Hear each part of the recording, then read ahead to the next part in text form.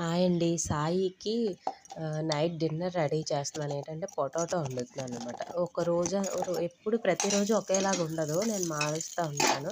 ఈరోజు ఏమొచ్చి potato rice వండుతున్నాను. అందుకని నెయ్యి వాడతాననమాట. కొంచెం నెయ్యి వేసాను, కరివేపాకు, జీలకర్ర, నెక్స్ట్ ఏమొచ్చి ఎల్లుల్లిపాయలు వేస్తాను. ఉల్లిపాయ స్టార్టింగ్‌లో వేసేదాన్ని కానీ ఇప్పుడు వేయట్లేదు. తర్వాత బంగాళదుంపలు కొంచెం లైట్‌గా ఫ్రై చేస్తాననమాట వాటిని.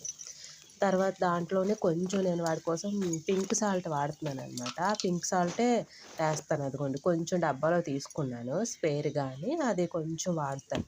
అవి వేగుతుంటాయన్నమాట. ఆల్రెడీ కొంచెం రైస్ కడిగి పెట్టుకున్నాను.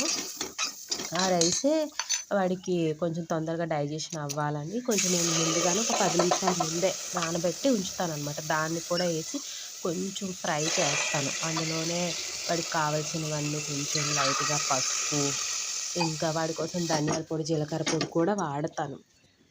స్టార్టింగ్‌లో పెప్పర్ పొడి వాడేదాన్ని. ఇప్పుడేమొచ్చి నేను కొంచెం కారం వాడుతున్నాననమాట. అదిగోండి కొంచెం లైట్‌గా చిన్నది ఇంకా కొంచెం అన్నమాట లైట్‌గా ఏస్తాను.